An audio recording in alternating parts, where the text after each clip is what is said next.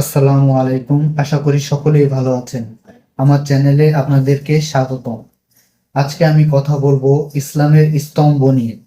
মানে ইসলামের মূল যে স্তম্ভ, মানে ইসলাম যে স্তম্ভ বা খুঁটির উপর দাঁড়িয়ে আছে, সেই খুঁটি কয়টি বা কি কি, এই নিয়ে আজকে আলোচনা করব ইনশাআল্লাহ।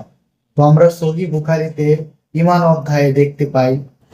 আমরা এখন চলে আসছি সহিহ বুখারী হাদিস নম্বর ৮। এখানে লেখা আছে, ইবনে ওমর রাদিয়াল্লাহু থেকে বর্ণিত, তিনি বলেন, আল্লাহর রসুল সাল্লাল্লাহু আলাইহি ওয়াসাল্লাম ইরশাদ করেন, ইসলামের স্তম্ভ হচ্ছে পাঁচটি। এ থেকে আমরা বুঝতে পারতেছি ইসলামের স্তম্ভ হলো পাঁচটি, মানে ইসলাম পাঁচটি খুঁটির উপর দাঁড়িয়ে আছে। আমাদের সকল মুসলমানরা, আমরা যারা সকলে মুসলমান, সকলেরই উচিত এই পাঁচটি খুঁটিতে, মানে এই পাঁচটি কাজ আমাদেরকে পালন করতে হবে, না হলে আমরা ইসলামের ভিতর থাকতে পারবো না। আমরা ইসলামের থেকে বাইরে চলে যাব যদি এই পাঁচটি খুঁটি না মানি। যদি মনে করেন একটি ঘর, 10তলা একটি ঘর, এর নিচে পাঁচটি খুঁটি আছে, তো এর যদি একটি খুঁটি বা দুইটি খুঁটি যদি সরিয়ে ফেলানো যায়, তাহলে কি ঘরটা কি আগের মতো শক্ত থাকবে? হালকা একটি বাতাস বা একটু নড়াচড়ার কারণে কিন্তু ঘরটা পড়ে যেতে পারে।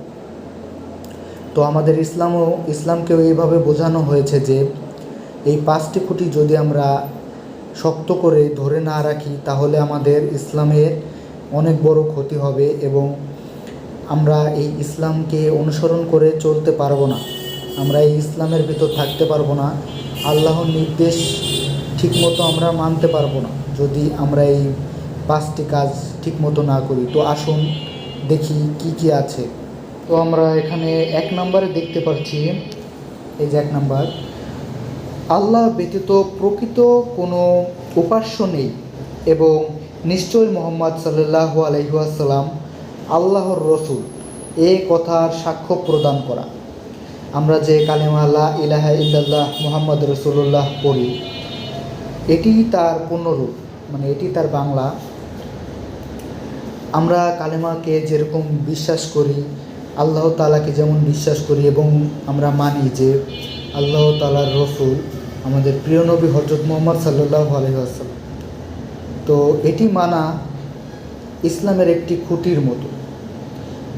এটি মানা মানে যে ইসলামের একটি খুঁটি আমি শক্ত করে ধরে আছি, ঠিক আছে। তো আসুন 2 নম্বরে দেখি কি আছে, সালাত কায়েম করা, অর্থাৎ সালাত নামাজ পড়া। আল্লাহ তাআলা আমাদের ওপর যে 5 ওয়াক্ত নামাজ ফরজ করছে, এই ফরজ নামাজগুলো আমাদেরকে আদায় করা। আমরা সবসময় চেষ্টা করব এই ফরজ সালাতটা আদায় করার জন্য। যদি আমরা এই ফরজ সালাত এবং সাথে সাথে আপনার সুন্নত আছে, নফল আছে, ওয়াজিব আছে, এসব যদি আমরা ঠিকমতো সময় মতো আদায় করি গুরুত্ব সহকারে, তাহলে আমরা ইসলামের দ্বিতীয় খুঁটিটা শক্ত করে ধরে ফেললাম, এর মানে বোঝা গেল, ঠিক আছে। 5টি খুঁটির মধ্যে 2টা খুঁটি আমাদের ধরা হয়ে গেছে। হ্যাঁ, আসুন দেখি 3 নম্বরে কি আছে, যাকাত আদায় করা। যাকাত যাদের ইনকাম বেশি আর কি, যাকাত সবার উপর ফরজ হয় না।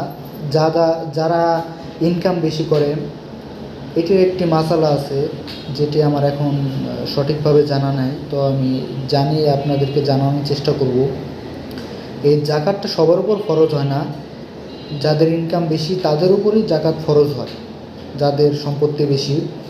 তো এই যাকাতটা আমাদের আদায় করতে হবে। এই যাকাতটা আদায় করা মানে মনে করেন যে গরিব দুঃখীদের ভিতরে আর কি টাকা পয়সা বা কাপড় চোপড় এইসব দেয়, যাকাত বলা হয়। তো এই যাকাতটা যদি আমরা ঠিকমতো আদায় করতে পারি, এটি আমরা আলেম ওলামার কাছে জিজ্ঞেস করব যে যাকাত কাদের উপর ফরজ বা যাকাত কিভাবে আদায় করতে হয়, তারাই সঠিকভাবে বলে দিতে পারবে। তো আমরা সেই অনুযায়ী যাকাতটা আদায় করব, তাহলে আমরা ইসলামের 3 নম্বর খুঁটিটা শক্ত করে ধরে রাখতে পারব। এরপর হচ্ছে হজ সম্পাদন করা। হজ সবার উপর ফরজ নাই, যাকাতের মতনই, ঠিক আছে। তো এটি আলেম ওলামার কাছ থেকে জানতে হবে যে কাদের কাদের উপর হজ ফরজ, ঠিক আছে। তো তো যাদের উপর হজ ফরজ তারা অবশ্যই হজ পালন করবেন, তাহলে আমরা 4টি খুঁটি শক্ত করে ধরে রাখতে পারবো ইসলামকে প্রতিষ্ঠা করার জন্য। 5 নম্বরে আছে রমজানের সিয়াম ব্রত